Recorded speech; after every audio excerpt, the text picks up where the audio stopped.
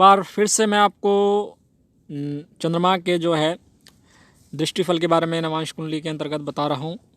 तो इसी प्रकार से मैं आगे बढ़ते हुए वीडियो के जो है क्रमशः चरण को आगे बढ़ाते हुए एक वीडियो और आपके सामने प्रस्तुत कर रहा हूँ, जिसमें मैं बताऊँगा कि चंद्रमा यदि नवांश कुंडली में मंगल के नवांश में स्थित हो और उस पर अन्य 6 ग्रहों की दृष्टि पड़ रही हो, किसी भी एक ग्रह की, लगातार 6 ग्रहों की नहीं कह रहा हूँ, किसी भी एक ग्रह की या किसी भी अन्य और ग्रह की एक्स्ट्रा पड़ रही हो, तो सभी चेक कर सकते हैं आप। कई बार हो सकता है 6 की भी पड़ सकती है, संभव हो सकता है। तो आप देख सकते हैं जिस भी प्रकार से जैसी भी सिचुएशन होगी। तो यहाँ पर केवल राहु केतु को मैं सम्मिलित नहीं करूँगा और ना ही आप मुझसे इस संदर्भ में कमेंट में कोई प्रस्ताव रखें।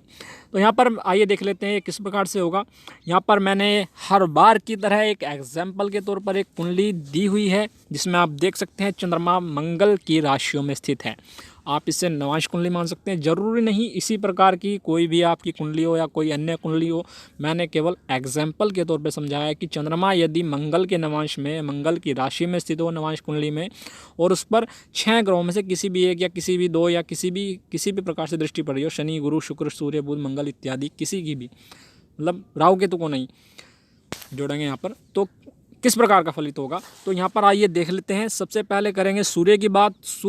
तो यहाँ पर चंद्रमा यदि मंगल के नवांश में हो, किसी भी भाव में, किसी भी भाव से सूर्य की दृष्टि पड़ रही हो, तो ये जातक को जो है साहसी, पराक्रमी और जो हिंसक प्रवृत्ति के जो लोग होते हैं, उपद्रवकारी होते हैं, चोर होते हैं, आतंकवादी होते हैं, किसी भी हरामी व्यक्ति को ऐसा जातक जो है दंड देने वाला और जो है जातक होता है, और एक रक्षक के रूप में जनता के सामने उभर कर आता है ऐसा जातक।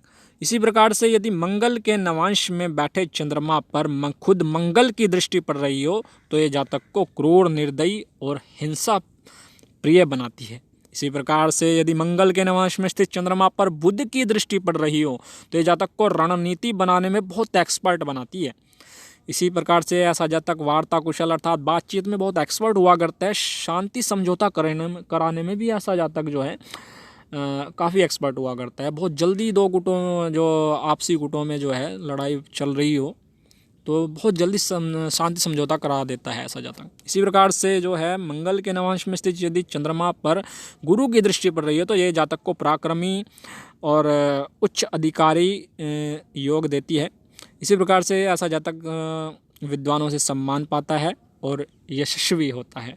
इसी प्रकार से यदि मंगल के नवांश में बैठे चंद्रमा पर शुक्र की दृष्टि पड़ रही हो, तो ये जातक को मंत्री या विभाग के किसी भी विभाग के अध्यक्ष बनने के योग जातक को देती है।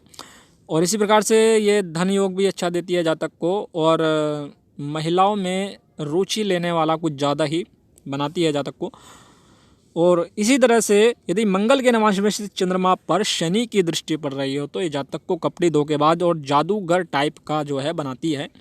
और लड़ाई झगड़ा कराने में भी ऐसा जातक बहुत ज़्यादा कुशल हुआ करता है। इसी प्रकार से मैं वीडियो यहाँ पर समाप्त करता हूँ। मुझे उम्मीद है आपको समझ में आया होगा।